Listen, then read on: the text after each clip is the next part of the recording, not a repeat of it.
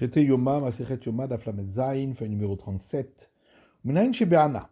D'où sait-on que la confession du grand prêtre devait commencer par le mot Anna, de grâce. Nemakan Kapara, Nema Lalan Bechorev Kapara. Parce que ici, concernant la confession du grand prêtre, il est écrit le terme d'expiation. Et concernant la prière de Moïse pour le peuple d'Israël au Chorev, il est écrit également le terme d'expiation. Male Alan Be'ana. De la même manière que là-bas, il a commencé par le mot de grâce. Afkan Be'ana. Ici aussi, ça doit commencer par le mot de grâce. Et d'où c'est donc qu'on doit prononcer le nom de l'Éternel. Parce qu'ici, il est écrit le terme expiation. Il est écrit également pour la prière des prêtres lors de la cérémonie de la génisse dont on tranchait la nuque, le terme expiation. Malalan Beshem, de la manière que là-bas, on prononçait le nom de l'Éternel. Afkan Beshem, ici aussi, on doit prononcer le nom de l'Éternel. Abaye dit, je comprends que concernant la prière de Moïse au Horev, on n'a pas appris de la prière des prêtres concernant la génisse dont on tranchait la nuque, et donc Moïse n'a pas prononcé le nom de l'Éternel, Maïde Have, parce que ce qui s'est passé, c'est ainsi qu'il a fait sa prière. Et la règle Aroufa, Telef Mechorev. Mais pourquoi on n'apprendrait pas de l'autre côté, concernant la prière des prêtres à la cérémonie de la génisse dont on tranchait la nuque, à partir de la prière de Moïse au Horev, et dire qu'ils doivent commencer par le mot de grâce. Ritema Achinami, tu vas dire, effectivement. Mais pourtant, dans la Mishnah, c'est écrit à Kohanim Omrim, les prêtres disaient, Kaper la Mecha Israël, donne l'expiation à ton peuple Israël, Veilube Analo Kamar. Et il n'est pas dit là-bas qu'ils disent de grâce. Kashia, c'est une bonne question. Après que le grand prêtre ait prononcé le nom de l'Éternel, il répondait après lui, béni soit le nom de la gloire de sa royauté, pour toujours à jamais. Tania. Et une braïta qui dit, Rebi Omer, Rebi dit, Kishem Hashem Ekra Avu Godel Lelokenu. Le verset dit, dans la bénédiction de Moïse, lorsque je prononcerai le nom de l'Éternel, rendez la gloire à notre Dieu Tout-Puissant. Malay Moshe Israël, Moïse a dit à Israël, lorsque je prononce le nom du Saint béni soit-il, Atem Avu Godel, vous rendez-lui sa gloire. Hanan ben Achi Rabbi Yehoshua Omer, Hanan, le fils du frère de Rabbi Yehoshua, disait, de ce verset, Zecher Tzadik Livracha, le souvenir du juste est une bénédiction. Amalaem Navi et Israël, le prophète a dit à Israël, Beshar Shani Maskir Tzadik Olamim, lorsque je prononce le nom du juste des mondes, c'est-à-dire de l'Éternel, Atem Tenubracha, vous donnez-lui la bénédiction. Matiti, Mishnah suivante, Balol Mizracha Azara, le grand prêtre allait à l'est du parvis du temple, Litzfon Amizbeach, au nord de l'autel, donc dans la partie nord du parvis, puisque c'est là que se fait tout ce qui a trait au sacrifice sanctifié du sanctifié. Asagan Mimino Verosh Bet Av Mismolo. Le second dans la hiérarchie des prêtres était à sa droite, et le chef de la famille paternelle qui était de garde cette semaine-là, à sa gauche. Vesham Shne Se'irim. Et là-bas, il y avait deux boucs. Vekalpi Aita Sham. Et il y avait une urne là-bas. Uba Shne Goralot. Et dans cette urne, deux plaquettes pour le tirage au sort. Shelesh Keroa Ayou, qui étaient en buis. Hassan Ben Gamla Shel Zahav. Et Ben Gamla en a fait en or. Vayou Maskirin Otolishvach. Et on a rappelé son nom pour lui rendre les honneurs. Ben Katin Asayud Beddad le Kiyor. Sheloyalo Shnaim. Ben Katin a fait 12 robinets à la cuve de laquelle les prêtres se lavaient les mains et les pieds, puisqu'au départ, il n'y en avait que 2. Il a fait également une poulie pour cette cuve. Afin que on puisse tous les soirs la faire entrer dans un puits d'eau de source pour que ces eaux ne puissent pas devenir impropres en ayant passé la nuit, puisqu'elles seront toujours rattaché à l'eau de source. Munbaz Amelech aya aussi kol edot hakelim shel Yom Kippourim shel Zahav. Le roi Munbaz a fait que tous les manches des ustensiles de Kippour soient en or. Il a dit Imo, et sa mère, la reine Hélène, Astani Vreshet shel Zahav al Petach Echal, a fait un lustre en or à la porte du grand palais du temple. La fille Aseta Tavla shel Zahav, et elle a fait également une tablette en or chez Parshat Sota Ketuva Aleha, sur laquelle était écrit le passage concernant la femme qui s'est détournée du droit chemin. Nicanor n'a asunissim del Totav. Nicanor, il y a eu des miracles qui se sont produits concernant ces portes. Et tout cela, ont rappelé leur nom pour rappeler le bien qu'ils avaient fait. La Gemara dit, puisqu'on dit que les deux boucs étaient au nord de l'autel. C'est donc que pour qu'ils soient au nord donc, du parvis, il fallait qu'ils soient au nord de l'autel, c'est donc que l'autel lui-même ne se trouvait pas sur la partie nord du parvis. Mani Rabbi Eliezer ben Yaakovi. Ça va comme qui? Comme Rabbi Eliezer ben Yaakov. De Tanya, puisqu'il y a une braïta qui dit Tsafona lifne Hashem. Donc, l'abattage rituel des sacrifices sanctifiés doit se faire au nord devant l'Éternel. Chez Tsafon Kulo Panou, il dit Rabbi Eliezer ben Yaakov. Il faut que la partie nord du parvis du temple soit entièrement vide. Et donc l'autel ne se trouvait pas du tout sur cette partie nord. Varecha Rabbi Eliezer Rabbi Shimon hi. Ah, pourtant, dans la Mishnah précédente, on a dit qu'on faisait l'abattage rituel du taureau du grand prêtre, alors qu'il se trouvait entre l'autel et le hall du temple, et donc il se trouvait au nord, c'est donc que l'autel aussi se trouvait au nord. Et on a dit que ça va comme Rabbi Eliezer Rabbi Shimon. Donc ça ne va pas comme Rabbi Eliezer ben Yaakov. La Gemara répond Kula Rabbi Eliezer ben Yaakov. En vérité, tous ces enseignements vont d'après Rabbi Eliezer ben Yaakov. Mais Tani beven aoulam belamizber. Il faut dire que le taureau du grand prêtre se trouvait dans la continuité de l'endroit qui se trouve entre le hall du grand palais et l'autel. Mais en vérité, il se trouvait au nord de l'autel, parce que l'autel se trouvait côté sud. Asegan bimino verosh betab bismolo. Donc la Mishnah dit que à droite du grand prêtre, il y avait le second dans la hiérarchie des prêtres, et à sa gauche, le chef de la famille paternelle qui servait cette semaine-là. Amaravida mehalech limin rabbo arezebour. Ravida dit celui qui marche à droite de son maître, c'est un ignorant. Pourtant, dans la Mishnah, on a dit Asegan bimino verosh betab bismolo que le second dans la hiérarchie des prêtres se trouverait à droite du grand prêtre, et le chef de la famille paternelle qui servait cette semaine-là à sa gauche. Donc on voit qu'on peut se tenir à droite du maître. Veod Tanya. De plus, il y a une braïta qui dit Shosha Shayum Alchin Bader. Lorsque trois marchent dans le chemin, Harav Be'emtsa, le maître se trouve au milieu, Gadol Bimino, le plus grand des disciples à sa droite, Vekatan Mismolo, et le plus petit des disciples à sa gauche.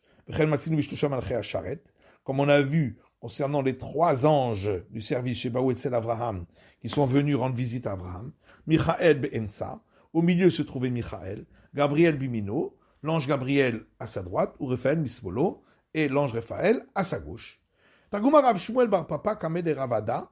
Alors Rav Shmuel Bar Papa a expliqué devant Ravada que des shit cassé Borabo n'étaient pas vraiment à sa droite, ils étaient à l'arrière du grand prêtre, afin que il recouvrait, comme s'il recouvrait, il cachait le dos du grand prêtre.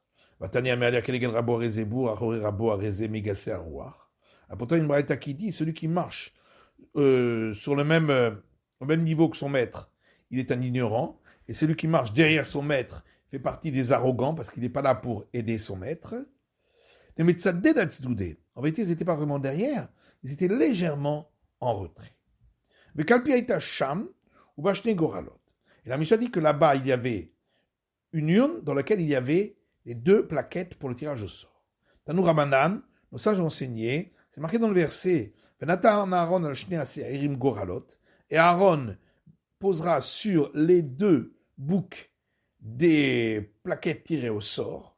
Goralot, c'est le col d'avar. Ces plaquettes pouvaient donc être en n'importe quel matériau.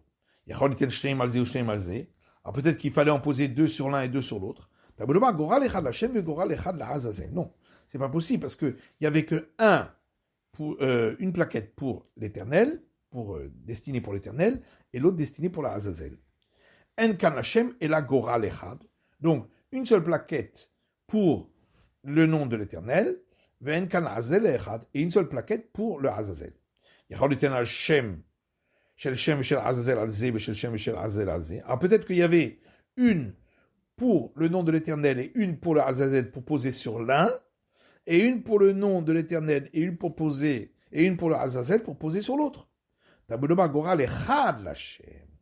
pourquoi c'est écrit une plaquette unique pour l'éternel. En kan Hashem ela echad. Il n'y avait qu'une seule plaquette pour le nom de l'éternel. En kan Azazel ela echad. Il n'y avait qu'une seule plaquette pour le Azazel.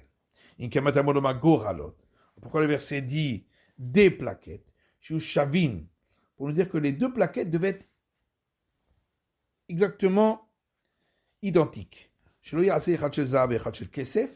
en ait pas une en or et une en argent, une grande et une petite. Donc on a dit au début de la Braïta que les plaquettes pouvaient être en n'importe quel matériau. Pshita, c'est évident, puisque la Torah n'a pas donné un matériau particulier. L'autre sikha, on en a besoin, l'Ikedetania, à cause de la Braïta suivante, qui dit les fiches matzinu betzitz chez Hashem katuv alav, vous shel zahav. Parce que nous avons trouvé que le diadème du grand prêtre, sur lequel il y avait le nom de l'Éternel, était en or. Yachol avzeken. Donc j'aurais pu croire qu'également la plaquette sur laquelle était écrit le nom de l'Éternel devait être aussi en or. Tabouloma, goral ribba. C'est pourquoi le verset a répété à deux reprises le terme plaquette pour rajouter riba shel zaït, qu'on peut le faire en bois d'olivier, riba shel egoz, on peut le faire également en bois de noyer, riba shel keroa, on peut la faire également en bois de buis. Ben Katin a sacheté ma sardad de kiyor verroulé. La Mishnah dit que Ben Katin a fait 12 robinets pour la cuve, etc. Tana, une braïta qui dit que les shiushtem asa echav kohanim asukim betamid bekachim eden veraglen bevat tachat. Afin que ces 12 frères prêtres qui s'occupaient du sacrifice quotidien puissent se sanctifier en se lavant les mains et les pieds, tous ensemble au même moment. Tana shacharit bemiluo mekadesh adavrag mina aidion. Une braïta dit, le matin, lorsque la cuve était pleine, alors il se lavait les mains et les pieds à partir du robinet supérieur. Arvid viralato mekadesh adavrag mina tarton. Et le soir, lorsqu'il était vide, il se lavait les mains, enfin quand il était moins plein, donc niveau plus bas, il se lavait les mains et les pieds du robinet inférieur, c'est lorsqu'il y avait au départ 2 robinets. La fois Samouchani le Kiyor, déroulé, et lui aussi a fait une poulie pour la cuve, etc. Rabbi Mouchni, c'est quoi cette poulie? Amarabaye Gilgala d'Ave Meshakale. C'est donc une poulie qui permettait d'enfoncer la cuve dans un puits d'eau de source. Munbaz Ameler Asakoledot Akelim Verroulé. On a vu dans la Mishnah que le roi Munbaz a fait que tous les manches des ustensiles de Kippour soient en or. Et pourquoi il n'a pas fait que les ustensiles eux-mêmes soient en or? Amarabé Bidot Sakinim. Abaye dit, on parle des manches des couteaux. Et les lames ne peuvent pas être en or parce que ça ne coupe pas. Mais Tivé, en objecte, à fois ça, Kane Kelim. La Braïta dit, il a fait également les socles des ustensiles, Veogane Kelim, et les anses des ustensiles, Veyadot Kelim, et les manches des ustensiles, Veyadot Sakinim, et les manches des couteaux, chez Neom Akipurim, de Kippour, Shel Zahav, en or. Donc on voit qu'à part les manches des couteaux, il y avait encore des manches d'autres ustensiles. Targum Abaye Bekateta de Narge Vechatsine. Abaye dit, on parle ici des manches des grands couteaux pour couper la viande ou des manches des pelles. Hilani Imo Asta Nivreshet Shezahav Vechoulé. Et la Mishnah dit que sa mère, la reine Hilani, a fait un lustre en or qui était à la porte de la grande salle du grand palais du temple. Tana B'Shah Shachama Zorachat, une braïta qui dit que lorsque le soleil se levait, Nitzotzot Yotzin Mimena, des étincelles de lumière sortaient de ce lustre. Va Kol Yodin Shigaz Ban Kriyat Shema. Ainsi, tout le monde savait qu'est arrivé le moment de réciter le schéma. Mais tu veux, on objecte, Akoret Shema Shacharit Iman Shemishma, Van Shema Amad, Lo Yatsa. La Braïta dit, celui qui récite le schéma le matin, en même temps que les prêtres du service, ou en même temps des gens d'Israël qui se tenaient debout pour assister au sacrifice, n'est pas quitte, parce que les prêtres du service le faisaient plus tôt que l'heure due, afin de ne pas oublier de le faire après lorsqu'ils font leur service. Et les gens qui se tenaient debout au moment du sacrifice le faisaient plus tard pour être présents au moment de l'offrande du sacrifice. Donc, on voit bien qu'ils ne le faisaient pas exactement au lever du soleil. Amarabaï Sharama de Berushalayim. Abaye dit, ça c'était pour le reste des gens de Jérusalem, pour qu'ils puissent eux réciter le schéma pile au lever du soleil. La fille a cette table-là, et la Mishnah dit qu'elle a fait également une tablette sur laquelle elle a écrit le passage concernant la sota, qu'on devait écrire sur un parchemin. Donc concernant la femme qui s'était écartée du chemin, qu'on devait écrire sur un parchemin. De là, on apprend qu'on peut écrire un passage de la Torah pour un enfant, pour qu'il apprenne, et qu'on n'est pas obligé d'écrire toute la Torah. Jakish dit au nom de Rabbi Yannai, ce n'est pas une preuve. Ici, on peut dire que c'était écrit simplement les lettres de l'alphabet, les premières lettres de chaque mot. Mais alors on objecte une braïta qui dit, lorsqu'il écrivait sur le parchemin, il regardait, il écrivait ce qui était écrit sur la tablette. Donc c'est forcément que sur la tablette était écrit l'ensemble du passage. Et il faut dire qu'il voyait et écrivait comme on pouvait apprendre de ce qui était écrit sur la tablette. Mais tu veux que chez Kotev, Roev Kotev, Ma Shekatu Betavla. Alors on objecte à partir d'une autre braïta qui dit, lorsqu'il écrivait, il écrivait ce qui était écrit sur la tablette, ou Makatu Betavla, et qu'est-ce qui était écrit sur la tablette? Im Shachavi Shotar, si un homme a une relation avec toi, Im Lo Shachav, ou s'il n'a pas eu de relation, Im Satit, si tu t'es détourné, Im Lo Satit, si tu ne t'es pas détourné. Donc on voit que les mots étaient écrits. Atam Besirugin, c'est écrit par intermittence. C'est-à-dire que les mots des débuts des versets étaient écrits, mais la suite des versets, la fin des versets, était écrit uniquement les premières lettres de chaque mot. C'est la fin de l'étude du Daf Lamed Zayin de la feuille numéro 37.